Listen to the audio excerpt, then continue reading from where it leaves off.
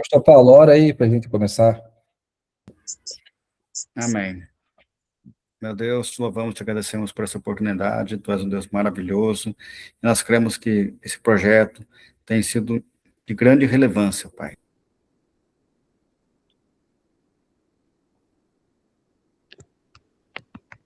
Missões disponíveis para o teu reino, Pai.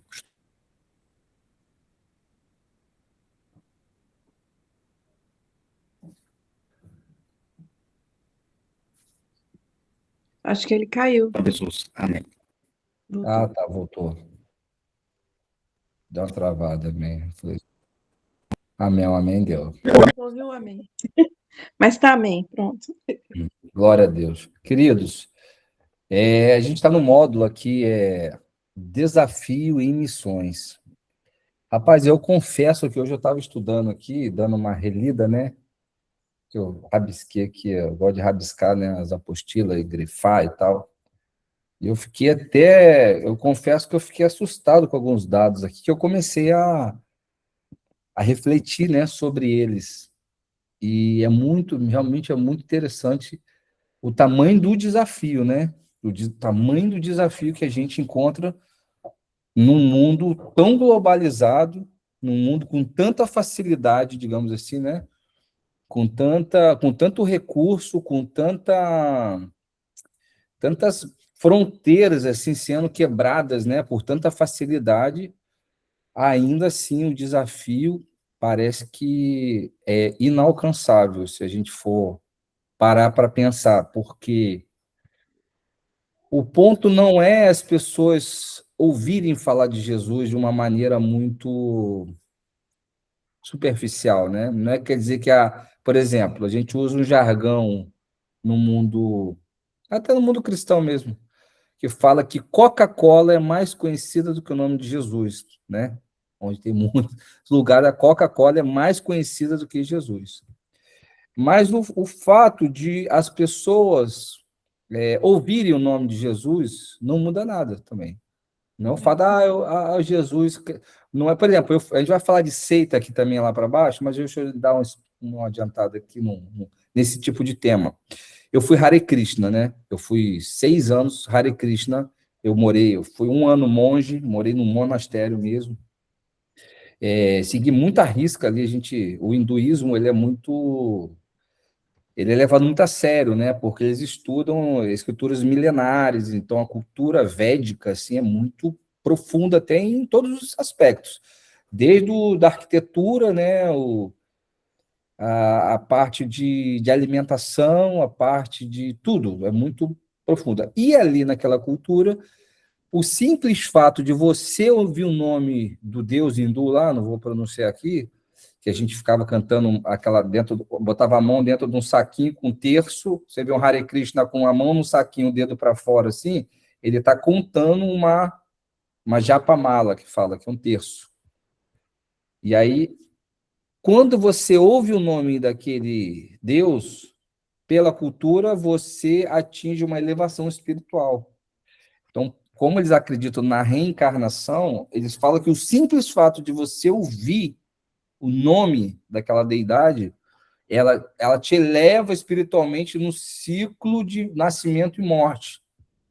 Nossa. Então, diferente, o cristianismo ele não funciona assim. Não é que você vai ouvir o nome de Jesus, ou de Yeshua, ou de Jesus, ou de Jesus, ou qualquer outro idioma que você ouça, isso não vai mudar, não vai mudar absolutamente nada se você não nascer de novo.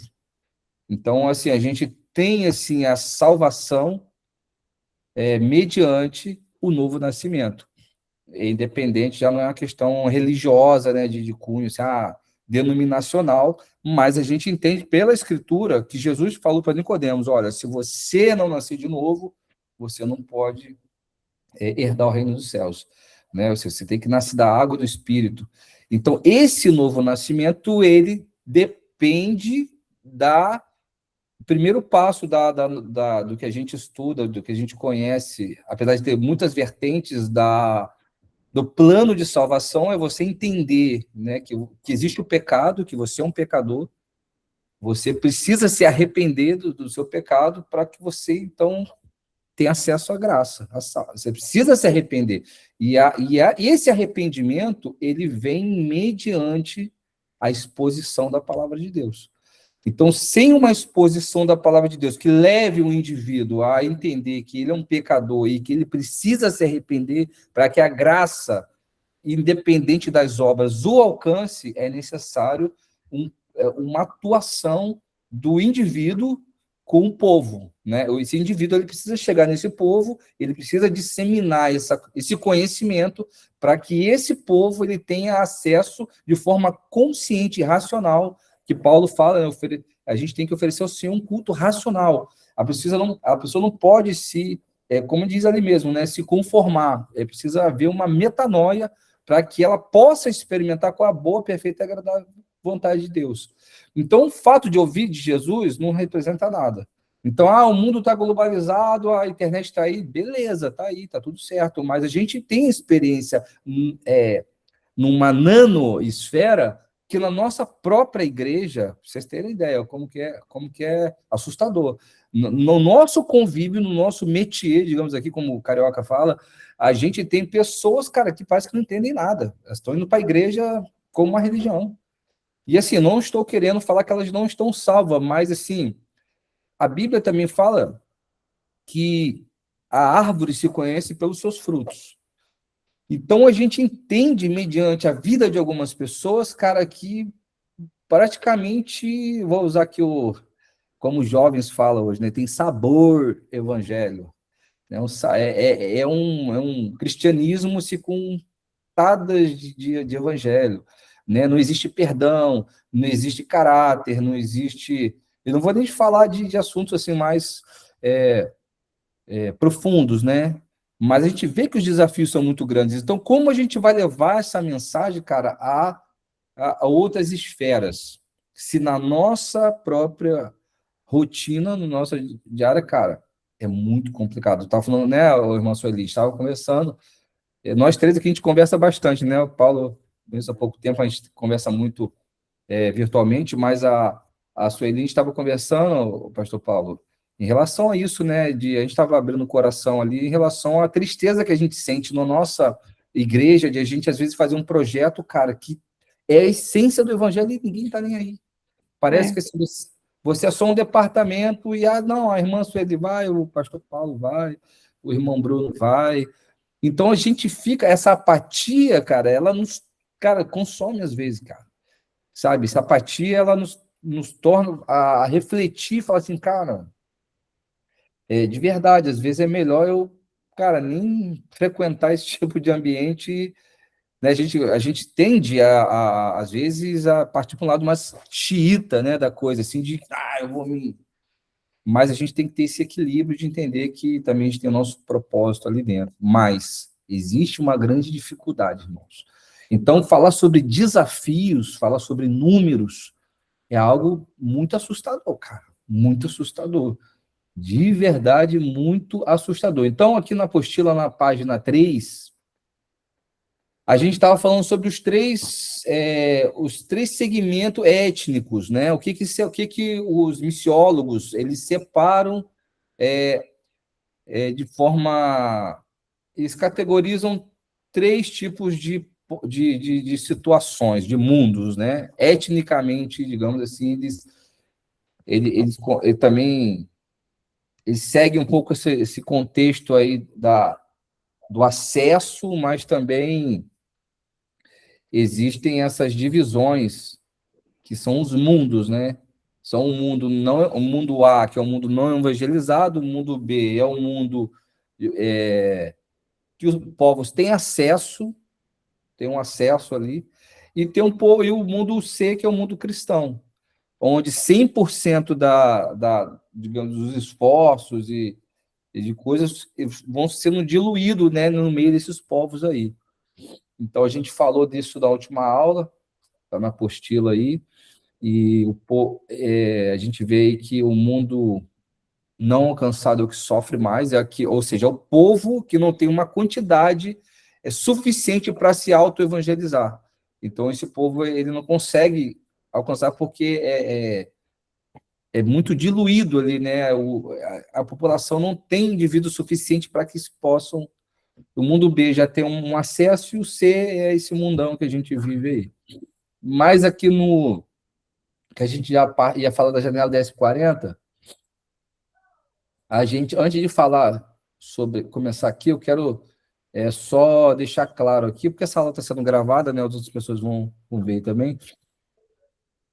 Estima-se que o mundo, né? O pastor Paulo aí, tem muita experiência com isso, pode contribuir aí, irmã Sueli também.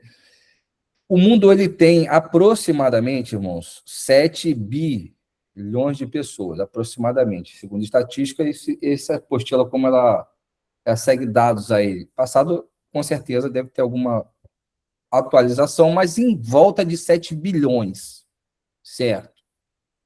Aí, quando você vai aqui, na apostila tem escrito isso daí, ali já na página 4, a gente vê o cristianismo, agora, cristianismo abrangendo ortodoxo, né, outras linhas de cristianismo que professam, de certa maneira, Jesus, mas que estão pulverizadas aí em um número maior, são 2 bilhões e 300 milhões de pessoas. Né? O mundo tem 7 bilhões, o cristianismo, de forma generalizada, tem 2 bilhões, né?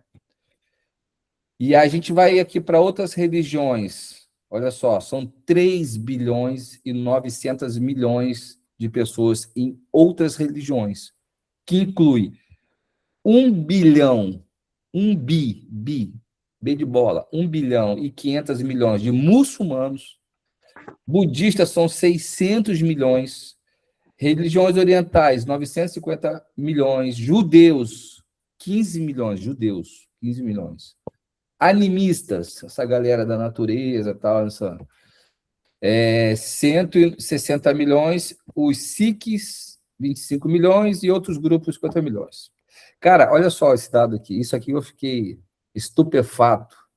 Ateus, agnósticos e sem credo no mundo, estima-se, vamos seguir dados aqui, não vamos entrar mas estima-se que são 800 milhões, irmão, só de ateu. E aqui a gente vê na ala do cristianismo, hoje no mundo cristão, segundo aqui a pesquisa, 900 milhões de pessoas são protestantes. São pessoas igual eu e você, que não só falam de Jesus, mas procuram viver uma vida, né, mais profunda no cristianismo. 900 milhões. Irmão. Então tem quase o mesmo número de cristão protestante e de ateu. Cara, isso é muito assustador. Você vê que a gente acha que, assim... Porque a gente olha para o mundo cristão hoje, vamos colocar o Brasil, né? O Brasil, a maioria é evangélico, né? A gente elege um presidente, tem toda essa narrativa, assim. Mas se a gente para a nível global, irmãos, a gente não está nisso tudo, não, cara. Tipo assim, não tem... Isso eu estou falando de geral. Um monte de cristão, digamos assim... frequentador de igreja, assim. Não estou falando de 900 mil pessoas focadas, não estou falando isso. Porque se fosse isso, ainda seria muito pouco, em relação ao tamanho. Mas a gente tem quase o mesmo número, cara, de protestante e de ateu. Então, assim, isso é muito assustador. Porque a gente olha algumas situações na vida e a gente tende a trazer isso para o nosso mundo e fazer comparações segundo a nossa percepção. Tipo assim, por exemplo, o celular, né? A gente fala, pô, todo mundo tem celular. Cara, esse dia eu conheci um jovem na igreja que não tem celular. Roubaram o celular dele, está meses sem celular. Falei, como a pessoa pode sobreviver no mundo hoje sem celular? E a gente começa depois a ver outro, mas o irmão também não tem, o outro tem aquele celularzinho de não sei o que lá. Então, assim, parece que o mundo hoje ele está cristianizado, né? A gente olha, as pessoas olham assim, na nossa igreja parece que assim, o mundo está tudo bem. Tipo assim, não tem desafio em missões. Cara, não existe desafio, todo mundo já conhece Jesus, irmão. Todo mundo tem televisão, todo mundo tem celular. Ontem eu estava falando com o pastor William aqui, ele falando lá, porque ele está hoje de forma assim, surreal. Ele é uma benção, cara.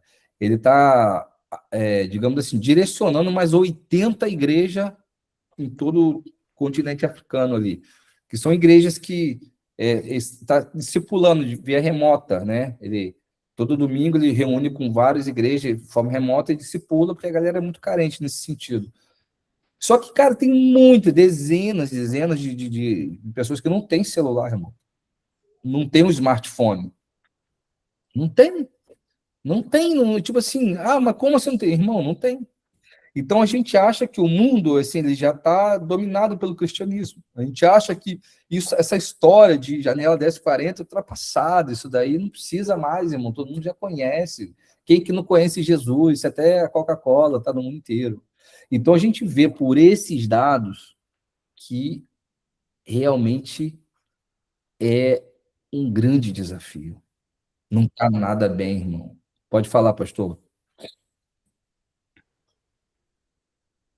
Bom, olhando esses dados, creio que nós temos cerca de 50 milhões, 47 milhões, alguma coisa de evangélicos, né, no Brasil, né? E há uns anos atrás falaram que a mesma quantidade de evangélicos que tinha, pessoas na igreja, era a mesma quantidade de desviados. Então, meu Deus do céu, então não está falando de quase tantos 50 milhões também fora. Achei um número muito forte, né? Exagerado, talvez, mas talvez realista, né? E é óbvio que daqui até 2030 estão uma expectativa dos evangélicos passarem os católicos, né? O que isso realmente vai causar de impacto na sociedade, né? Positivamente, né? Em todos os setores, né? Como alguns acreditam naquelas 7 montanhas de impacto, né? E as pessoas parecem ser atingidas, né? De governo e artes e tudo mais. E sobre esse dado que foi falado, né? 900 milhões de protestantes no mundo, né? E cerca de 800 milhões de ateus, agnósticos, sem credo definido, né? Eu fiquei realmente pensativo, né? Porque hoje muitas agências estão mirando na Europa, né? E na Europa a gente percebe que são 740 milhões de pessoas, né? É um número quase parecido com o número de ateus, né? E tem 2% de cristãos ali, sendo que praticantes fervorosos que estão ali com afinco, isso cai em um número mais reduzido ainda, né? Então o desafio europeu hoje é um dos maiores mesmo, né?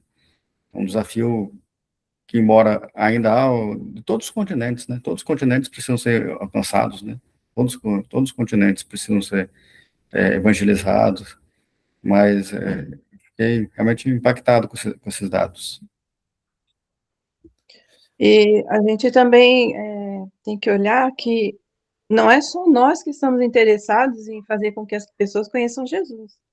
Os muçulmanos estão interessados que o mundo conheça os costumes deles. E eles estão investindo muito forte na Europa, principalmente, e o objetivo deles, assim, é fazer a grande massa de população, né? Eles têm muito filho para que os muçulmanos sejam a maioria, para que os princípios deles, os costumes deles, sejam ensinados em maior quantidade. É preocupante isso, porque do jeito que eles são, dominar o mundo vai ser terrível, né? Falou uma coisa muito, muito séria. A gente tem aí a presença, né? Você vê que muçulmanos no mundo, irmão, é porque a gente olha, de novo, vou trazer essa comparação, né?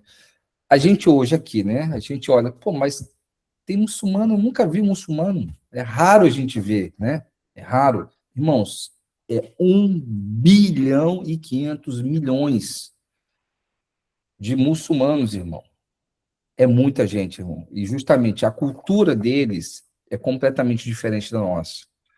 Eles têm bastante filho. Normalmente, um muçulmano que tem menos de 3 filhos é muito raro. A maioria é 3, 4, 5.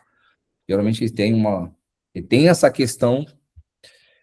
E eles, igual o judeu, eles têm, de fato, eles levam uma vida mais séria. Porque quando a gente fala, por exemplo, no termo religioso, é a mesma coisa hoje do que a gente falar hoje do fariseu. A gente, é, a gente tem uma tendência assim a ser 8 ou 80, né? É uma tendência normal, assim, você pegar, então a gente fala assim, o cara é muito religioso, é uma forma pejorativa de falar o cara é fanático, mas na verdade nós deveríamos ser muito mais zelosos, né, dentro da nossa cultura. De novo, vou citar o que eu vivi, não fui judeu, mas eu fui adepto de uma religião oriental, e cara, eu falo para vocês, a gente ali levava a coisa muito à risca, muito à risca. Eu fui 6 anos vegetariano estrito, não comia nada, peixes, ovos, carne nenhuma, zero, não tomava café, não comia cebola, alho, nem condimento assim muito forte. Então a gente fazia a alimentação uma regra, a gente fazia a prática religiosa uma regra, tipo, tinha que ter diariamente todo um ritual para quê? Para que você pudesse ter uma elevação espiritual. Você vai pegar todas essas religiões aqui que a gente citou, todas elas são assim, irmão. Se você for pegar um bicho grilo aí, entre aspas, um cara alternativo, ele acorda de manhã, acende o baseado dele, muitas vezes, canta os mantras dele ali, ele leva a sério o que ele acredita. E nós cristãos, infelizmente, a gente parece que foi picado pela mosca azul de sermos a última bolacha do pacote. Então a gente não precisa jejuar, a gente não ora, a gente não tem, a gente não, não é claro, irmão. Isso não é uma coisa assim que a gente vê nas nossas igrejas, no modo geral, tá? Tô falando aqui nem da minha igreja, nem da sua igreja, no modo geral. Pessoas que você chega ali dentro daquele contexto, você olha para ela e olha para a vida dela, que, pô, caramba, esse cara leva uma vida assim, é muito raro. Que são os pastores que são líderes, um ou outro. A maioria está agarrado com um monte de coisa e não faz, assim, é uma prática geral. Então, o muçulmano, ele tem essa tendência de, cara, ensinar o filho mesmo, sabe? E a gente não tem, a gente foi ensinado assim, Jesus já pagou o preço, a gente não precisa mais se dedicar tanto.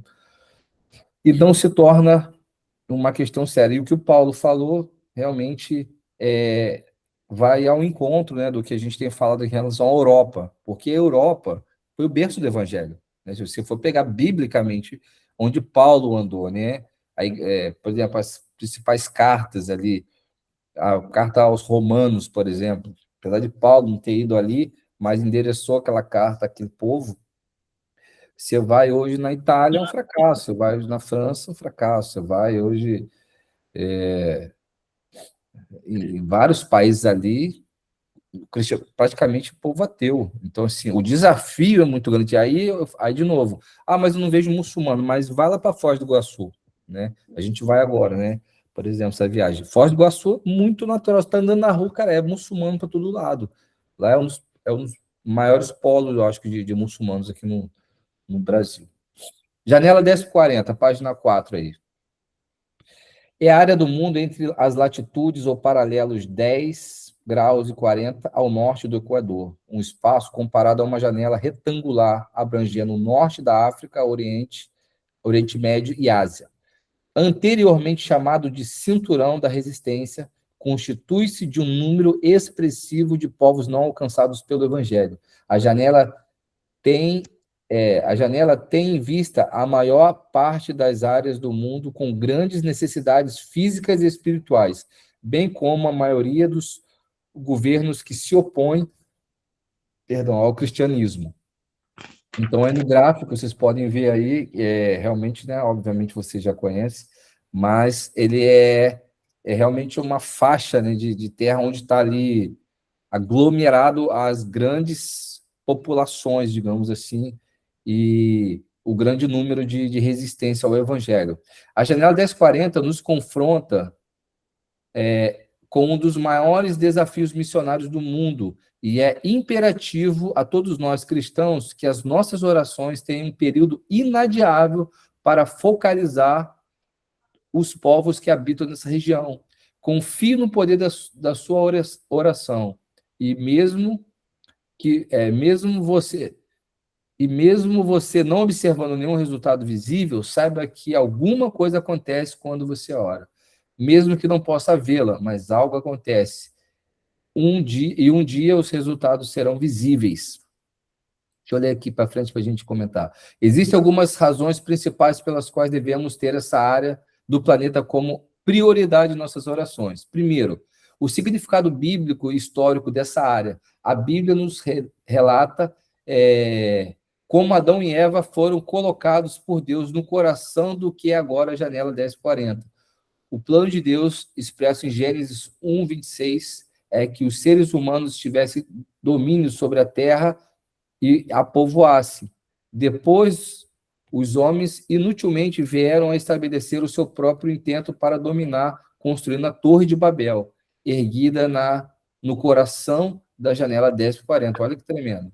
Na janela 1040 vive o maior número de povos não alcançados, 1/3 da área total da Terra, com 2/3 da população mundial, ou seja, mais de 4 bilhões de pessoas em 62 países.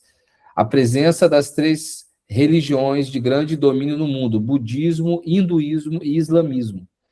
Quarto ponto, a predominância da pobreza. 82% dos países, dos pobres, do mundo, vivem nessa região.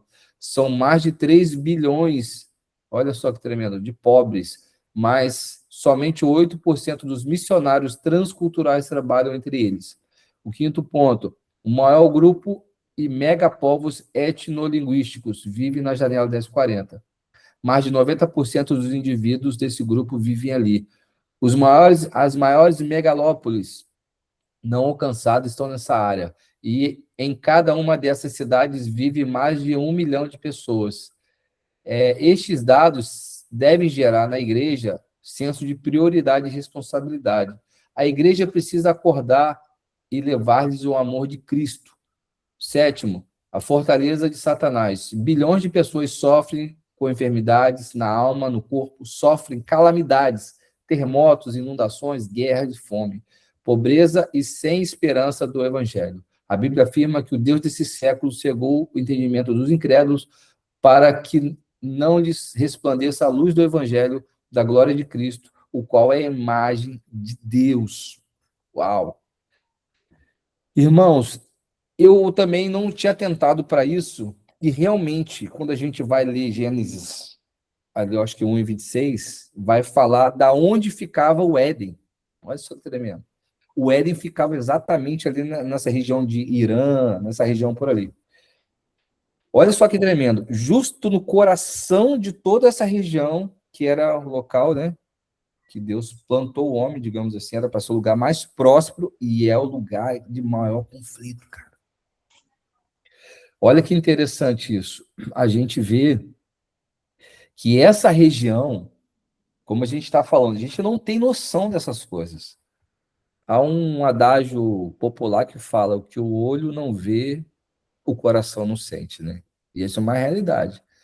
A gente não tem noção do que está em toda essa região. São bilhões de pessoas. São bilhões de pessoas ali, não só na pobreza material, mas afundados em uma questão de totalmente escuridão. A gente vê que nessa região onde acontecem os maiores casos assim de terremotos, de guerras, de conflitos, pode ver, essa região que era o centro que era ali praticamente o Éden, né?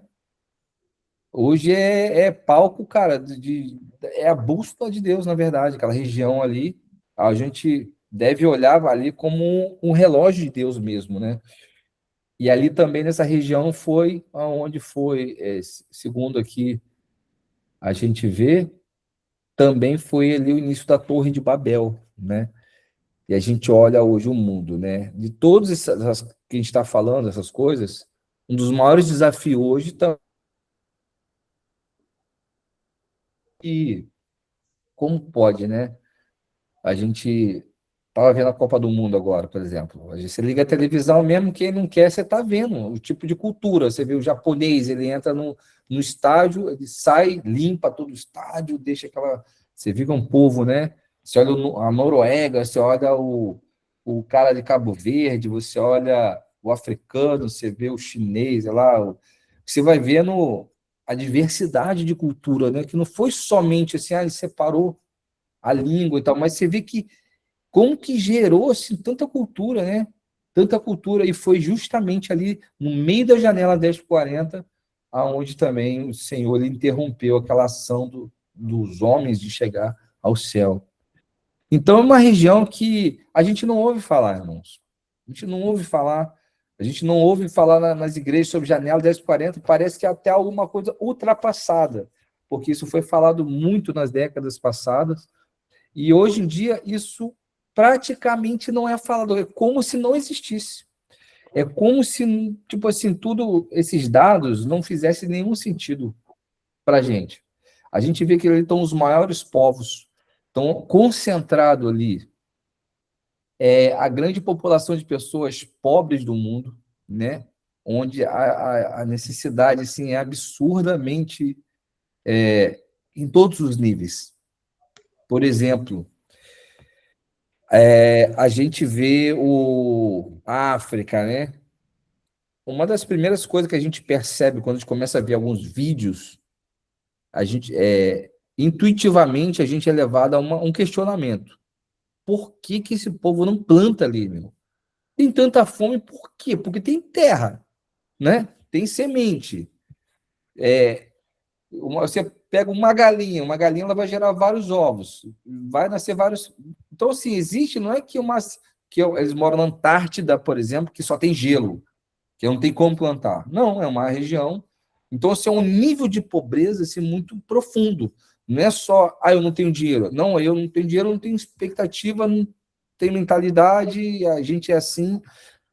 Ao conversar com pessoas que vão ali, né? Eu nunca fui, mas pessoas que vão, eles têm essa mesma impressão de que, cara, é um nível de pobreza muito profundo, né? A pessoa ela não tem essa, a maior parte da população não tem essa questão de, cara, a gente é pobre, beleza, mas o que a gente pode fazer para a gente melhorar? A gente tem terra, a gente.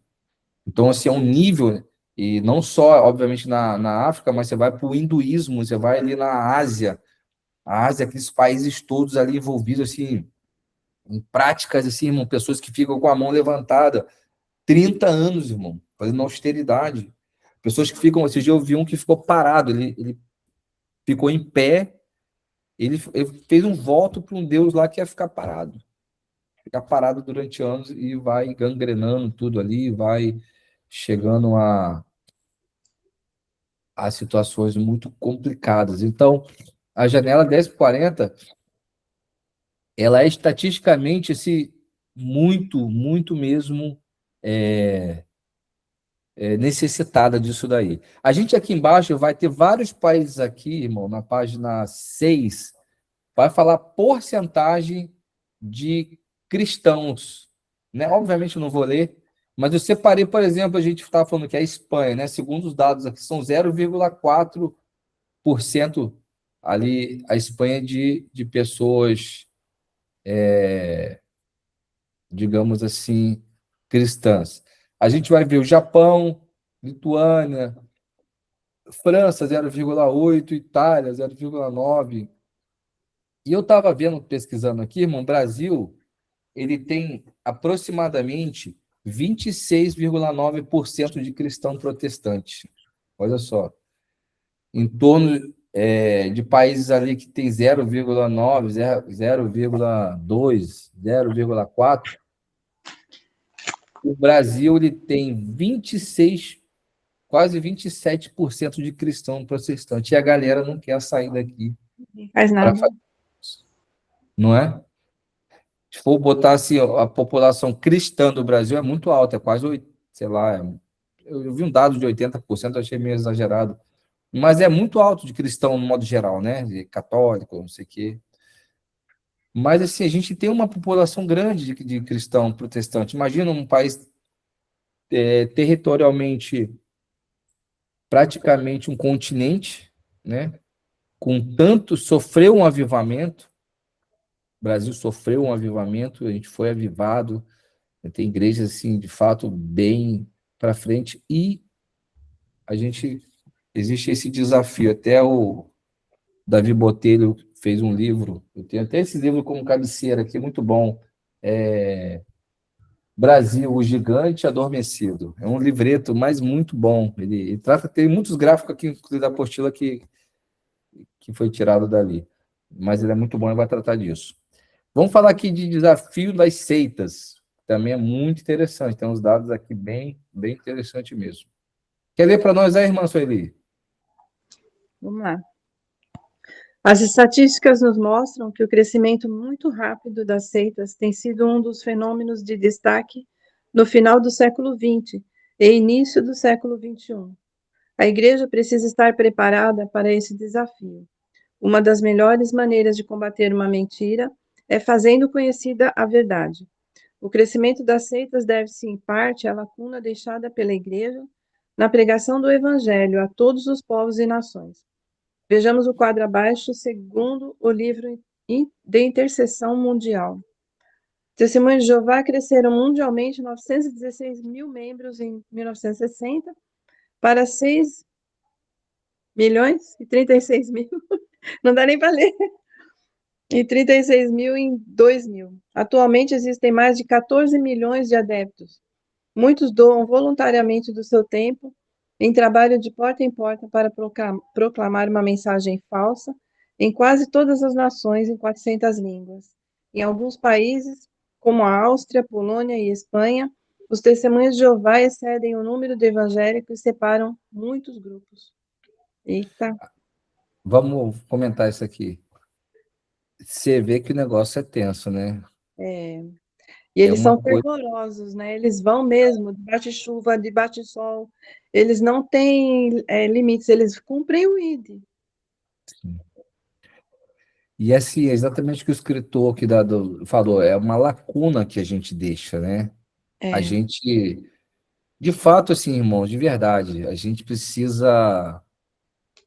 precisa entender, né? Nós precisamos, nós, e principalmente nós que estamos nessa seara aí da missão, a gente precisa ter uma maturidade para entender essas coisas, porque a gente foi. Que evangelho é esse que a gente tanto prega, né? Que a gente fala dentro das igrejas, né?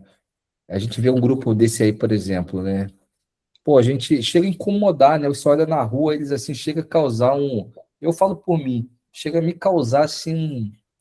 Pô, meu Deus, cara, os caras estão fazendo uma coisa que era para me fazer, só que estão levando uma heresia. com Você vai na sua casa, você fala assim, irmão, tudo bom? Eu sou cristão. Ele não quer saber se é cristão. Para eles, você é a grande Babilônia. Para eles, a gente é a prostituta do Apocalipse.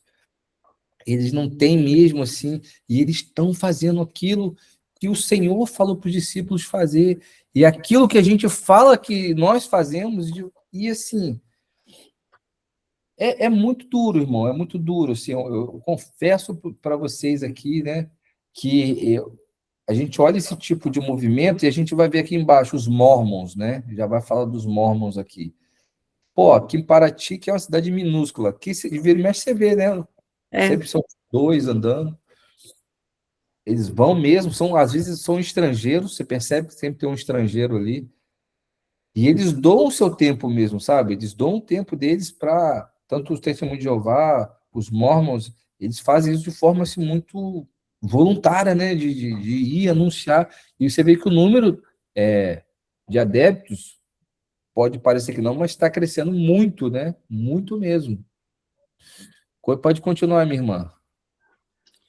os Mormons, a Igreja de Jesus Cristo dos Santos dos Últimos Dias, cresceram de maneira semelhante de 1.400.000 de adeptos em 60 para 11 milhões em 2000. O trabalho missionário de curto prazo dos Mormons envergonha os evangélicos. Ai, credo. Muitas regiões da Polinésia estão rapidamente se tornando em grande parte mormons, e o crescimento na América Latina é espantoso. O número de missionários mormons em 2000 chegava a 60 mil pessoas, trabalhando em 150 países. Grupos budistas e hinduístas cresceram muito entre os jovens do Ocidente. Alguns gurus ganharam diversos seguidores. Muitas vidas foram prejudicadas por estranhas práticas como o uso de droga, promiscuidade sexual e exposição a influências demoníacas. O movimento Hare Krishna ganhou rapidamente um grande número de seguidores dos antigos estados soviéticos desde o fim do regime comunista. É de envergonhar mesmo, né? Eu sinto assim que nós deveríamos estar mais enraizados na palavra, mais fortificados na palavra, para poder sair a campo mesmo, porque é aquilo que a gente estava falando no início, né? A maioria dos evangélicos são nominais, não são praticantes. E é isso que preocupa, né? Porque aí você está lá contando o número, mas você não é. Eu fui assim durante 20 anos. 20 anos eu fui evangélica nominal. Eu acordei faz 5 anos. Entendeu? Então, eu falo que eu nasci há 5 anos, não foi quando eu aceitei Jesus lá atrás, porque eu era religiosa. Então, não tinha esse entendimento da gravidade, né, do fundamento da palavra, da seriedade que é o que Jesus fez por nós. Não sabia, não tinha, entendeu? E muita gente está nessa situação. A nossa função, eu estava aqui pensando, você estava falando, e eu estava aqui pensando, sabe? É urgente a gente levar para as igrejas, durante o culto, pelo menos uma vez por mês, a conscientização do trabalho missionário. É muito importante. O lance, sabe qual é o grande lance, irmã? O grande lance é os cultos de missões, né? Mas eu vou ser bem franco aqui, eu já... O tempo que eu fiquei na Assembleia de Deus, a gente lá tinha... A Assembleia de Deus tem essa questão, que eles investem nisso. Mas mesmo ali, o grande lance é que os líderes, eles não vestem a camisa. Então você fica igual um maluco ali falando. Parece que você é um fanático que não tem o que fazer e fica, missões, África, Europa. Europa, então, se você falar, os irmãos vão falar que você está desviado, porque fala, para Europa, você quer. Eles não entendem, sabe, a visão que a Europa está morta, eles não entendem isso. Parece missão, é só você ir para a África ou só você fazer alguma coisa assim. Então, você não pode. Então, a nossa voz ali, muitas vezes, irmã, ela é um metal mesmo, fica ali ressoando sem sentido nenhum, porque se você olha para o seu líder, ele não, porque não é uma maldade. Agora eu quero também fazer uma, não é que eles são ruins, é porque eles não, sei lá, não foram chamados, não, se eu posso falar assim, não sei, mas eles não têm essa paixão. Então, eles até apoiam, não, irmão, pode fazer, ou irmão, pode fazer. Só que quando não tem essa direta deles, a gente fica igual um maluco ali falando. Aí a gente vai dar um curso. Você faz tudo sozinho. Aí você vai dar um curso como esse aqui, por exemplo, eu comecei, por exemplo, da minha igreja, meu pastor apoia total. Eu falei, meu irmão, você pode, a igreja está na tua mão, porque ele é um cara ocupado, ele também não pode estar em todo lugar. Só que a igreja em si não veste a camisa. Então, eu vejo que assim, esse papel de formiguinha que a gente está fazendo aqui, isso ele tem mais relevância até, porque pelo menos a gente vai para pessoas que querem ouvir, tá ligado? E não fica ali realmente. Pode falar, pastor. Bom, eu até queria compartilhar um pouco sobre os Mormons, posso falar? Antes, sobre essa questão de liderança e cultura de missões, que eu já participei de vários também, né? E quando eu era novo convertido, eu tive a oportunidade, e eu lembro, até comentei aqui já numa live, né, que em 2015 eu participei de um curso. Na verdade, eu estava validando meu curso pelo MEC de Teologia, pela UMESP, e lá eles falaram que nos Estados Unidos já não se falava mais congresso de missões, mas sim alcance global. Estava mudando os termos, porque já não, as pessoas não queriam ir mais congresso de missões, e as pessoas estavam, né? E então a questão que eu vejo dos líderes é que falta visão, né? E até ouvi o Theo Hayashi falando esse dia atrás, naquele documentário Brasil Evangélico, né? Que é um documentário novo. Ele falou que a gente precisa de uma visão holística, ou seja, uma visão do todo, né? Então, o que acontece? Muitas igrejas, até conversava com o missionário hoje à tarde, ele falava, eu fui conversar numa igreja sobre o nosso projeto missionário, e o pastor falou, não tem essa visão. Ele foi sincero. Pronto. Ele não ficou enrolando a gente, talvez essa ideia do espaço, não. Ele falou, não tem essa visão. Entendeu? Então, essa é a questão, né? Uma das questões que pesam na liderança em relação a missões, né? Até fazer um culto missionário todo mês, mas se o pastor não tem essa visão, o líder não tem essa visão, como se faz, né? E sobre os mormons, rapidamente, eu tive uma experiência aqui no ano passado, quando eu cheguei em Dayatuba, né? E eles nos abordaram, né? E a gente foi tentar ser respeitoso. Os evangélicos são pessoas que respeitam, que são diferente como fala, dos muçulmanos, que são mais agressivos, né? São pessoas pacificadoras, né? Não temos muito problema com pessoas em gerais, assim, né? A gente realmente tenta ter um bom relacionamento.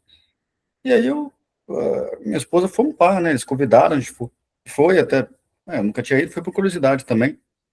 Aí eu vi que eles tentavam doutrinas e convênios, aquela revelação que eles têm lá, e eles vão lendo aquela doutrina e convênios, e fica, meu Deus, onde eles arrancaram tudo isso, né? Que mente criativa. Aí, não, vamos lá na minha casa, tal, deu, tá bom, fui na casa, fizemos um hot dog, teve um sorvete, foi muito legal. E eles sempre pedem pra gente orar, eu achei engraçado isso. Eles deixam a gente orar. Nossa, os missionários também fazem a mesma coisa, os elders, eles pedem pra gente fazer oração. E eles creem em Jesus. Jesus que veio pra América e tal. Ok. Aí convidaram a gente para um evento de festa junina, né? Essa festa que tem no meio do ano, que o pessoal fala até de brinca, né? Que festa julina, né? Que junina. Crente não tem junina, é julina. Crente não bebe quentão, bebe crentão. E assim por diante, né? É bolo de milho, essas coisas gostosas nessa época. Aí tá, a gente foi. E até em muitos eventos evangélicos tem que pagar, né? Você tem os custos lá, você paga tanto nisso, tanto naquilo, até festa de escola que a gente vai com nossos filhos, paga. Aí lá tudo 0,800. Ué, não tem nenhum custo, não. Você podia comer bolo, você podia comer churrasco, podia comer cuscuz, tudo 0,800. Achei legal. Daí eu falei, mas tá bom, que já tá por aqui, tá bom, né? Mas eu percebi nisso, né? Eles são muito voluntários, né? Tem um coração grande, assim, gostam de servir, gostam de dar as literaturas deles também. Tem muitas literaturas cristãs, as literaturas e tal. E tem as sisters também, né? Aí no fim eles ficaram com o meu contato, beleza, nós seguimos nossos caminhos, nossa igreja evangélica, pronto. Aí agora, recentemente, mudou, né? Vem outras pessoas, e continua o mesmo número. Então, era elders, agora são sisters. E elas começaram a mandar mensagem direto, me mandando, e mandando, e mandando, e mandando, e insistindo, até que uma hora eu atendi. Aí já começa, não, você pode fazer uma oração por nós? Ok, eu fiz uma oração, em nome de Jesus, tal, tal, tal. Então, porque Jesus é maravilhoso, Jesus é isso, Jesus é aquilo, é verdade. Obrigado pelo seu trabalho, tá? Fui respeitoso com ela, desliguei. Aí continua mandando mensagem, mandando mensagem, mandando mensagem. Não, aí já não dá mais. Mas eles não desistem, você entendeu? Desistem. Caramba, incrível, né? E você vê que há o investimento, né? Tanto os testemunhos de Jeová também, eles têm a literatura. Cara, se tu abrir a porta mesmo para casa, eles vão vir diferente, eles não vão pedir para orar nem receber oração, mas existe um investimento, né? Então, assim, o que nos traz cara, esse sentimento, assim, até meio confuso, por que a gente não faz isso, né, cara? Por que a gente, né, como instituição, porque tudo bem, a gente já é muito ramificado, né? Porque o testemunho de Jeová e os mormons, por exemplo, né, que tem uma veia mais cristã, digamos assim, você vê que eles são unânimes, irmão. Não tem 3 igrejas de testemunho, não, é uma convenção só. Pelo menos eu acho que é isso, né? O mormon também é uma ramificação só, é uma só que, cara, ali sai a diretriz dos caras. Mano, a gente fez assim, ó. Cada um foi para um lado, para uma direção, e fora que a gente foi nessa vibe aí, digamos assim, só que, cara, não existe relevância. Apesar de nós sermos um grupo grande, com 900 milhões de protestantes, não existe relevância, cara. Se no modo geral, foi o que a irmã Sueli falou, a gente é nominal, a maior parte é nominal. Tipo assim, eu vejo a minha esposa mesmo, né? Não tá aqui hoje em casa, então posso falar. Minha esposa é uma mulher normal, uma cristã, mas nominal, assim, se ela tem um coração bom, ela não, né, uma pessoa séria e tal, mas assim, não, se depender dela, por exemplo, o ímpio conhecer a Jesus, não existe isso, assim, porque não existe, às vezes, nas pessoas, no modo geral, esse entendimento, cara, de que a gente foi chamado para uma questão de ir, Foi o que a gente falou na primeira apostila, né? Israel, ele era centrípeto, ele atraía as nações para ele. O cristão, ele é centrífugo, ele tem que levar essa mensagem, né? Esse é um ponto. Então, Jesus, quando veio, ele deu uma ordem, falou, cara, ide por todo mundo, né? O judeu não é proselitista, ele não vai ficar pregando para você virar judeu, não existe isso. Existem os judeus que se tornam, né, judeus. Hoje a gente conhece várias igrejas aí, inclusive, que seguem muitas coisas judaicas, tudo bem, mas o judaísmo não é proselitista. Já o cristão, ele tem essa natureza de ir anunciar, e todo aquele que crê vai ser salvo. Quem não crê já está condenado. E a gente vê que a igreja não se preocupa. Então a gente está falando essa apostila aqui sobre desafios em missões. E esse é um dos maiores desafios. Sabe? É nós, como povo, não entender essa mensagem. Sabe? Nós, como povo, não ter esse desprendimento de que, tipo assim, a gente vai. Que tipo de material que eu tenho em casa? Falando por mim mesmo. Eu não tenho material. Eu não tenho material nenhum aqui. Tem uns folhetos aqui, não vou nem falar como material para mim poder dar, sabe? Às vezes a gente compra uma caixa de Bíblia, vai ali fazer uma ação, mas nós mesmos, nós fomos tão contaminados por isso que a gente não leva isso a sério. Isso não tem relevância, assim, a gente não consegue pensar assim de cara, eu preciso, eu estou aqui, por exemplo, estou num bairro aqui em Paraty hoje, um bairro de classe média boa, assim, digamos assim, né? A Sueli sabe. Parece que não, mas é um bairro top, pessoas de uma cultura já, não vê bagunça na rua, às vezes larga o carro aberto, ninguém mexe. E o que eu faço para alcançar essa galera? Nada. Tipo assim, e porque isso já está entranhado, isso na gente, a gente não percebe. Mas quando a gente faz essa comparação com essas seitas, a gente vê que a gente já está contaminado, irmão. A gente mesmo está aqui hoje, né? De noite, 9 horas da noite, eu deixei de estar com a minha família para estar aqui com vocês. Podia estar lá jantando, mas eu entendi o chamado, tá aqui vocês também, vocês podiam estar jantando com a sua família, vocês, não, eu preciso, a gente até entende isso, não estou menosprezando a gente, mas a gente está sendo contaminado por essas práticas que a gente deveria ter, e a gente vai se conformando, a gente vai tomando essa forma, sabe, eu já vou no INEPA uma vez por semana, eu tenho um curso teológico, eu faço outro curso disso, e isso parece que vai escorrendo pelos dedos e fazendo com que a gente seja menos relevante, porque essas seitas estão não estou falando que é certo, é errado, mas quando a gente lê a Bíblia, a gente vê que Jesus falou isso, cara, mandou de 2 em 2, vai pregar, né? Vai fazer a missão. E a gente precisa tomar esse cuidado para que a gente, mesmo como, né, Paulo, falou sobre o empresariado aqui, sobre o business mission, a gente precisa, como empresário, ser relevante, cara. Sabe, a gente precisa ser relevante. A gente não pode ver uma vida assim, se conformar com isso. Não, cara, beleza, eu não vou estar de porta em porta, mas, mano, eu vou gerar recurso aqui para mim ser relevante. Seja na minha Jerusalém, ou mandar recurso financeiro lá para a Venezuela, lá para quem vai para a Europa, para quem vai na Oceania, não importa. A gente não pode se contaminar com esse tipo de mentalidade, porque essas seitas, irmãos, estão atuantes. E, de fato, como o escritor falou aqui, existe uma lacuna. Então, eles entram ali onde a gente não está, eles vão falar. E a gente não pode esperar isso dos nossos líderes, a gente não pode esperar isso dos nossos pastores, a gente não pode esperar isso, irmão, da igreja. Se nós formos despertos por esse sentimento, a gente tem que ser relevante, sabe? Tem que ser relevante mesmo, a gente tem que vestir a camisa, mano, e não importa, né? Se você mora no Brasil, no Japão, na Austrália, no Canadá, não importa, no Nordeste, não importa. Importa que a gente precisa, assim, de alguma maneira, com a ferramenta que o Senhor deu nas nossas mãos, a gente ser relevante, sabe? Aí o que eu posso fazer? Mano, eu vou dar um curso de violão, nesse curso a gente vai ministrar a palavra, porque essas seitas, cara, por que eu tô falando isso, irmão? Porque como fui hindu, cara, eu saía na rua, quem já viu Hare Krishna na rua aí? Os caras com a cabeça raspada, um toquinho aqui, vestindo uma saia, que é um dote, né, que chama aquela vestimenta.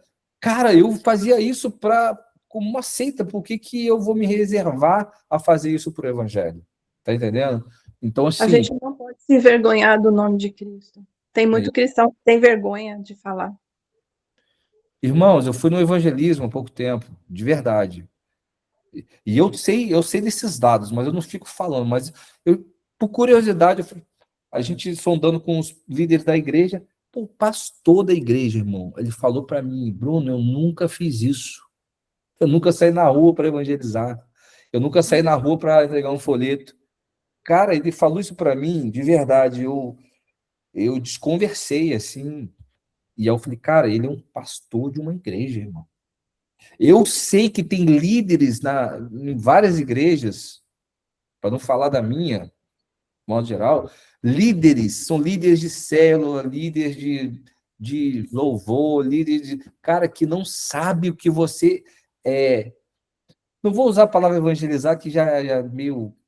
Já até. Você compartilhar sua fé. Vestir a camisa mesmo, né? Vestir a camisa, compartilhar sua fé fora do âmbito da igreja, irmão. Eles não têm essa experiência de abordar uma pessoa na rua, ou pegar numa praça e começar a falar de Jesus, ou pegar um violão e ir para a rua tocar, ou, cara, ou ir num hospital. Cara, a igreja não conhece mais a essência do cristianismo, cara. Isso é muito sério. Não estou falando que vai ser um missionário, não estou falando que você vai para a África, não estou falando isso, não. Estou falando na sua localidade, cara. Você recebeu uma mensagem, você nasceu de novo, você recebeu uma identidade nova. Cara, e o que está sendo feito com isso, irmão? Tem que ser autêntico, né, Bruno? Eu parei a fila do supermercado outro dia para orar pela caixa. Eu não tenho vergonha, não. Então, assim, que evangelho é esse, cara, que a gente vive, sabe, irmãos? De verdade mesmo, cara. A gente tem que refletir nessas coisas, cara, entender que vai muito além, sabe, de você ir numa igreja e você sair da igreja. Então, assim, por que eu tenho esse projeto da mesa missionário? Porque, cara, não é nada aquilo que está acontecendo naquele grupo, a galera não está entendendo nada. Claro, Paulo, eu vou fechar mesmo, vou deixar alguns, eu estou chegando nesse ponto aí, porque o foco daquilo ali, isso aqui, ó, se fortalecer. A gente abrir o coração, às vezes fala, cara, eu tô cansado, irmão, não aguento mais. E o outro chega, não, meu irmão, Deus é contigo, vamos continuar. Porque a gente está no meio de um monte de gente tomando paulada, sabe? Você vai para a igreja, você participa de um monte de tipo de atividade de igreja, é lista de cachorro-quente, todo mundo fala. Você fala, vamos evangelizar? Cri, cri, só os grilinhos. Tá entendendo? Então, assim, isso cansa, cara, sabe? Isso, pô, de verdade, cara.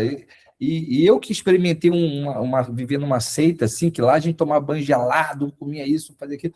Cara, você chega você não consegue, se você não tiver esse apoio, sabe? Essa rede de apoio.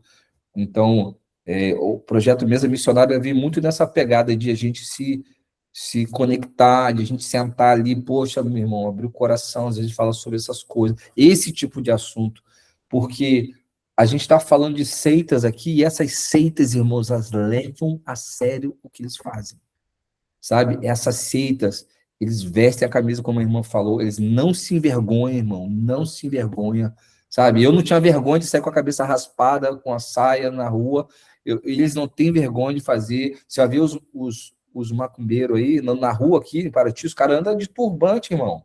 Roupa tudo branca, adolescente, eu tenho visto aqui adolescente de, sei lá, 15, 16 anos, 14 anos, todo de branco, andando na rua com a sombrinhazinha. Pô, meu irmão, sabe? Então, assim, a gente não pode se conformar, que Paulo fala, né? A gente tem que entender que a gente está muito longe, a gente está falando essa apostila aqui, ela está falando sobre desafios e missões. A gente está muito longe, irmãos, de verdade, a gente está muito longe de alcançar o que precisa ser feito, porque a gente está vendo que não é só falar o nome de Jesus, é você fazer com que as pessoas cheguem, pelo menos, a conhecê-lo. Quem é Jesus? Porque você pergunta a uma pessoa, quem é Jesus? Me fala de Jesus. A pessoa não sabe falar. Ela não sabe, irmão. Ela não sabe que Jesus, ela sabe sim. Eu vi um filme, mas ela não entende assim, o peso de que ela é um pecador e que ao menos ela precisa entender que, poxa, essa pessoa, ela teve aqui para que eu venha acessá-la. Então, assim, a página 8 aqui, para a gente já estar finalizando, que a parte de indígenas aqui eu não vou entrar hoje, não, que eu queria até convidar um pastor Adilto para falar um pouco.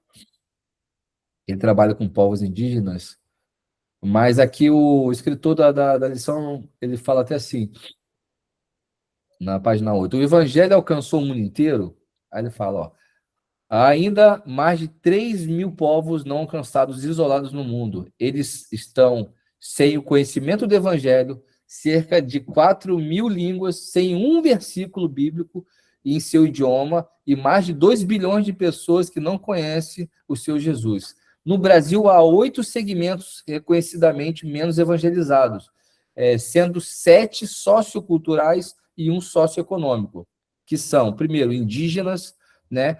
Hoje, com 117 etnias, sem a presença missionária, olha só, 117 etnias, irmão, sem a presença missionária, e sem o conhecimento do evangelho. Essas etnias, com pouco ou nenhum conhecimento de Cristo, espalham-se por todo o Brasil, com forte concentração no norte e nordeste.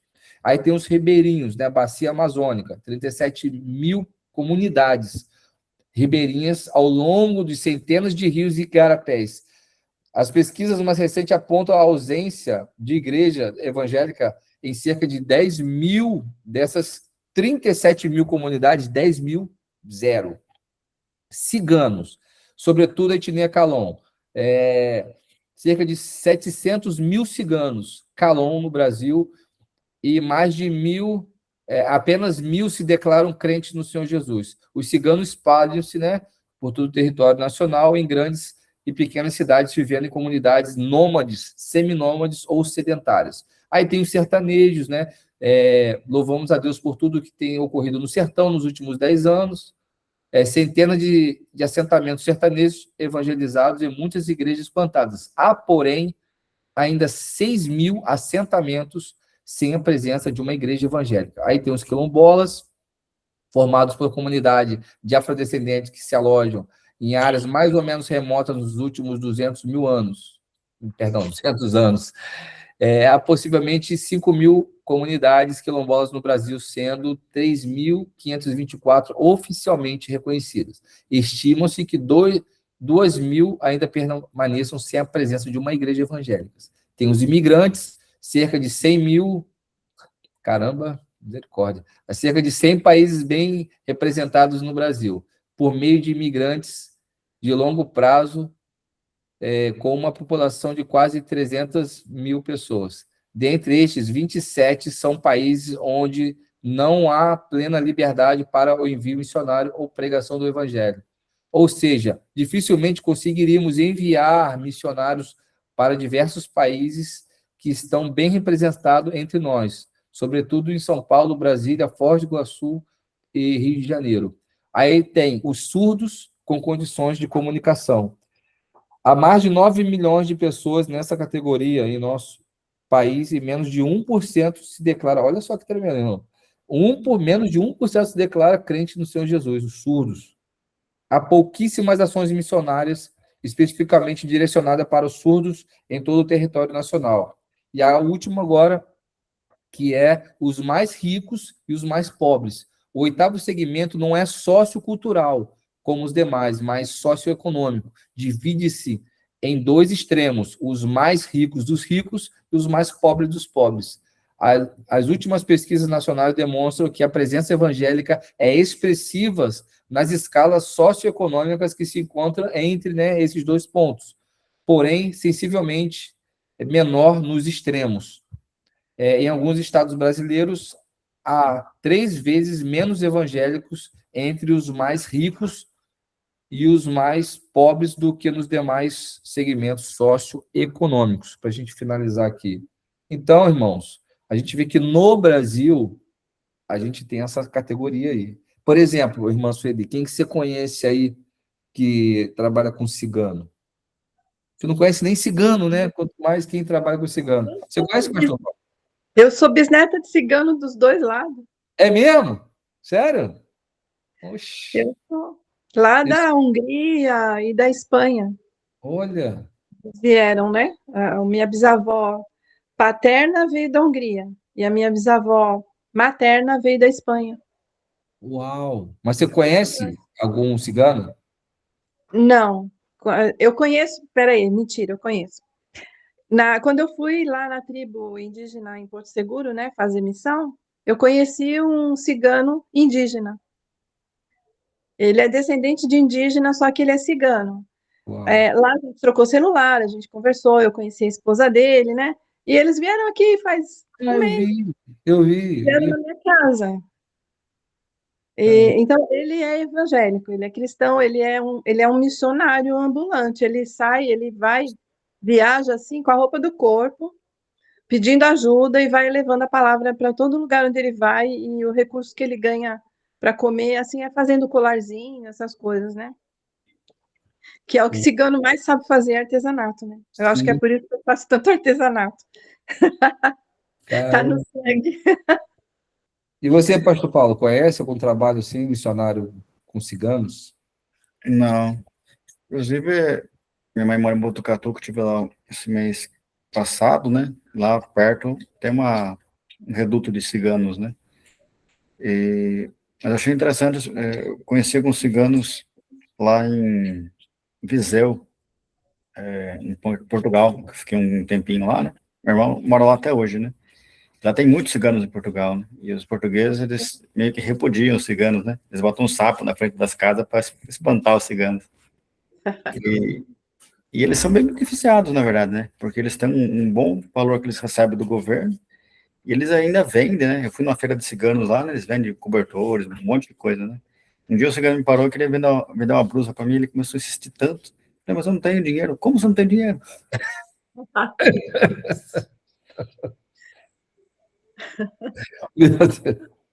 Mas você vê que os desafios são muito grandes. Por exemplo, o surdo-mudo. Não, os surdos, vamos falar melhor, os surdos. Irmão, não tem, menos de 1%. Então, se a gente vê que os desafios de missões, a gente está falando disso aqui porque a gente está falando sobre desafio em missões. Parece que a gente não precisa fazer mais nada. A sensação que a gente tem no meio cristão é que não precisa fazer mais nada. Parece que missões é só África. Ah, eu não vou para a África, não preciso fazer mais nada. Eu se depara que aqui em Paraty, por exemplo, tem um condomínio de alto padrão, Pastor Paulo. Aqui só milionário. Minha mãe trabalha lá, inclusive. Eu trabalhei lá 2 anos. Meu patrão, meu ex-patrão, só chegava de helicóptero. Se você tem ideia. O cara é surreal, surreal. Cara, chega até a ser assustador o nível de riqueza. Mas é um povo que não tem acesso, irmão. Ah, eles já têm cultura. Sim, eles têm, mas eles não têm acesso a você, de repente, chegar lá, orar, ver o filho dele lá enfermo, você chegar lá, não, olha só, eu sou cristão, deixa eu orar pelo seu filho. Em nome de Jesus, levanta ele levantado ali, e ele crê e ser salvo, e eu quero ser batizado. Sabe, assim, esse nível de entrega que a gente tem, às vezes, com um pobre. Você vai, às vezes, na África, você não tem essa dificuldade de chegar para o cara e dizer, não, eu vou orar pela sua filha. Mas vai para um rico falar, tá maluco? Vai orar pela minha filha, rapaz? Meu filho tem um melhor convênio do país. Ou você vai para um país rico, por exemplo, na Europa, você vai chegar lá, o que você vai fazer lá? Se você não tiver se esse cara não tiver muito Deus, irmão. Porque é muito fácil a gente pregar pobre, né? Você vai numa favela, é fácil. Você tem um moleque sentado ali com um fuzil na mão, eu não tenho vergonha de chegar, irmão, tudo bom? Paz do Senhor, irmão, posso orar pela tua vida? Eu não tenho esse problema. Agora, se eu vou num bairro Morumbi da vida, tem uns playboy parado ali, você acha que eu tenho o mesmo desprendimento de chegar lá no meio daqueles playboy ali de BMW? Vai, tudo bom, meu irmão? Deixa eu orar por você. O cara vai me chutar dali, irmão. Porque é um outro nível. O rico, o Deus deles é o dinheiro, é aquilo que eles têm de material. É muito difícil. Eu morei em Alphaville, lá em São Paulo. Nossa, é muito difícil você falar de Deus para eles. Eles acham que eles não precisam de Deus, porque eles têm tudo. Só que Exato. a maioria, os filhos já são viciados em droga, prostituídos, sabe? Eles estão perdidos e eles acham tudo aquilo normal. Sim.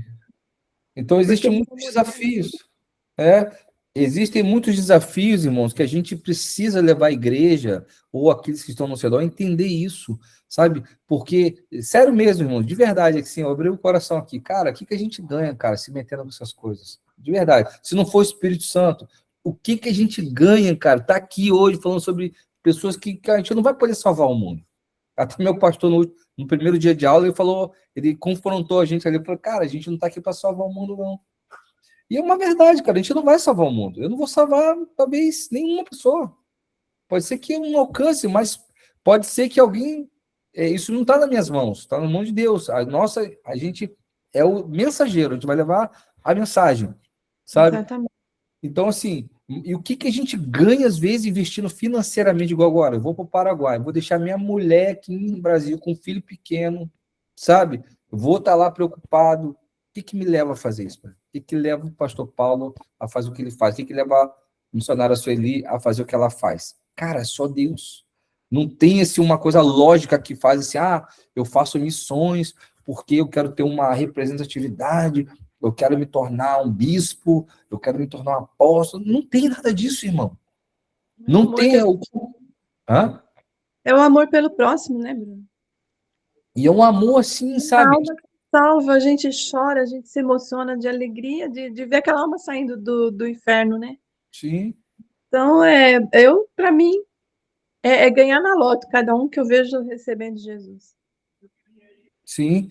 Então, assim, as pessoas não entendem isso, sabe? Elas olham a gente, de certa maneira, assim, parece que é um fanatismo, né? Falei, pô, esse cara não tem o que fazer, mano. Falando, essa irmã de novo, com esse papo aí, de levar quentinha pros caras da rua, mano, esses caras aí, sabe? E eu tô lendo um livro, até recomendo, ganhei do missionário Oscar, esse aqui do... deixa eu ver. Timothy Keller, não sei se é assim que se fala, O Ministério da Misericórdia. É muito interessante o livro. A visão do cara assim, é uma visão muito, muito boa. Ele fala, inclusive, uma coisa que eu mesmo faço. Assim, não falando que ele está certo, mas biblicamente eu acho que é interessante mesmo. Às vezes a gente faz a caridade querendo levar... não, eu vou, tipo assim, é um discurso meu, vou falar assim, porque eu fui confrontado com isso aí. Não, eu vou levar quentinha para ele porque eu preciso falar de Jesus. A gente usa, sabe, esse discurso, né? Não, porque eu não sou assistencialista, eu vou ficar levando quentinha. Mas o Ministério da Misericórdia, se for analisar friamente, cara, é o amor mesmo. Você vê a necessidade do cara e você vai suprir. Automaticamente, aqueles que te deram abertura, você vai falar do amor de Cristo. Mas é perigoso a gente pegar o assistencialismo, porque, de novo, é um discurso meu, eu falo sempre, eu vou ficar levando cesta básica, levando alimento, e realmente é perigoso. Mas a gente tem que fazer por fazer, irmão, porque é uma essência nossa. Porque o cara, igual agora, tá frio, né? Aqui tá frio pra caramba. Eu vou aqui no banheiro, aqui lá externo, falo, caramba, quantas pessoas lá fora precisam de um cobertor, cara. Fico assim, já pensando. Mas se eu pensar assim, não, eu vou pegar um cobertor para levar para ele, aí ele vai pegar o cobertor, e aí eu vou falar de Jesus, ele vai aceitar Jesus, vai vir para a minha igreja. Sabe assim? A gente tem que separar, porque isso é muito tênue, a linha é muito, muito estreita, assim, de você usar a caridade para você falar de Jesus, sendo que, na verdade, você tem que fazer porque é essência. Você tem que fazer o bem, porque o cara, independente se ele vai aceitar ou não vai, a gente tem que ter essa ele fala, né, que a gente não pode se deixar levar por esse tipo de vaidade assim, espiritual. Às vezes você, eu vou levar uma sopa porque o cara fragilizado vai receber o evangelho, sabe? Então, assim, a gente como igreja, a gente precisa fazer o bem. E, Sim. através disso, ser uma carta, né, para eles. Até, assim, é um texto, né? Está dentro do contexto. Eu sou capelã escolar, né? Então, na escola, a gente não pode falar de Jesus. Porque o Estado é laico, você não pode falar de Jesus. Mas você leva o amor dele para as crianças ali. Então, eles são contagiados, sabe? A gente faz as cadeiras de escuta, né, para tentar tirar deles o que está acontecendo, quais os problemas que eles estão tendo. O diretor da escola ama isso, porque a gente está ajudando ele a resolver problemas muito sérios dentro da escola, através da cadeira de escuta. E na cadeira de escutas você leva o amor de Jesus, sem Sim. falar de Jesus. É isso aí. É sutil, é bem sutil. Porque hoje a igreja, o que ela faz? Ela, quando faz alguma coisa em relação a isso, de modo geral, ela faz uma ação social, mas o foco dela não é ação, não é que ela está se preocupando com o cara tá ali, ela quer pegar aquilo ali só para ir lá e ser uma desculpa para pregar o evangelho, sabe? E assim, quando você olha isso a grosso modo, parece ser bonito. Não, é realmente, porque o pobre, Jesus falou que o pobre sempre eles terão, mas, né, a gente usa até alguns paralelos, mas na verdade, cara, a gente deveria ajudar porque a essência é nossa. O cara tá ali com frio, sei que, igual a casa de recuperação, a gente vai para lá, porque que esse cara não tem nada, pô. Não tem nada, eles não vão vir para minha igreja, entendeu? Nem falo da placa de igreja, mas assim, a gente vai ali pelo processo deles de alcançar a misericórdia de Deus. Então, os desafios, irmão, são muito grandes. De verdade, a gente vai aqui falar sobre indígena, a gente vai falar aqui sobre tradução bíblica, muito interessante também, vai ter alguns dados aqui para baixo. Eu conheci uma missionária hoje, se eu não me engano, ela estava no Nepal, mas ela ficou muitos anos na Índia, foi para Israel, e ela trabalhou muitos anos com tradução bíblica, igual o pastor Adilton, traduzindo, cara, e isso é tremendo, porque tem muitos povos que não têm a Bíblia, irmão. Muita gente que no Brasil tem muita gente a falar de investimento sobre missões, que aí vou até pedir para o pastor Paulo nos ajudar quando chegar nessa aula aqui, nos ajudar nisso daí, e vai ser o último tema aqui. Eu acho que na próxima aula a gente consegue, de repente, dar uma boa adiantada nisso aqui. Amém, meus irmãos? Amém. Quem quer compartilhar alguma coisa para a gente terminar? Acho que eu já falei demais hoje. Não, tá bom, a gente tem que falar mesmo. Então, olha aí, nossa irmã, missionária Sueli, ora para a gente Amém. terminar aqui nossa aula. Ô Senhor Jesus, muito obrigado, Pai, por esses momentos, Senhor. Obrigado, Pai, pela vida do Bruno, que se dispôs a fazer esse trabalho. Obrigado, Senhor, por podermos estar conscientes, Pai, da Tua obra, conscientes do Teu amor, Senhor. Que sejamos, Senhor, ousados, Pai, em levar para as outras pessoas que ainda não acordaram para esse ministério. Que nós possamos, Senhor, ter sabedoria e discernimento, Senhor, para falar com eles. Para levar pessoas para poderem resgatar vidas, Pai.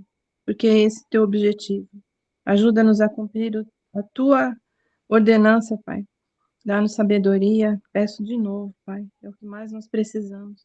Assim como o rei Salomão pediu sabedoria e o Senhor concedeu. Dá-nos, Senhor, essa sabedoria para que possamos alcançar, Senhor, mais muros, derrubar mais muros, Senhor, porque a tua vinda está próxima. Nós te agradecemos, Senhor, por isso. Pedimos, Senhor, que nos dê uma noite de descanso tranquila, Senhor, debaixo da tua proteção, Pai. Ajuda-nos, Senhor. Em nome de Jesus. Amém. Amém. Gente, Deus abençoe, bom fim de semana. Amém. Tá Obrigada. bom. Boas férias aí, pastor. Tem criança em casa, pastor? Tem, uma filha. Tá nas férias agora. Os filhos da irmã Sueli tudo grande já, né, meu irmão? Eu tenho São 3 filhos filhão, casados, 3 filhos casados, 7 netas. Eita, Tudo moço. Mas Logo, tem logo, se Deus quiser, eu vou ser filha, viu? Porque tem 2 para casar já. Eita! 2 netos para casar. Logo eu sou esse filha. daqui é ciumento, não quer que eu case quando eu crescer. Eita. Você vai ser missionária, né? Você não vai casar, não. Vai lá cuidar dos. Eu sou missionário. Eu sou zeloso, nascimento, zeloso. Que linda, parabéns. Boas férias aí. A gente vai compartilhando, amém? Amém. Tchau. Tchau. Tchau. Abençoe. Um abraço, bom final de semana. Amém.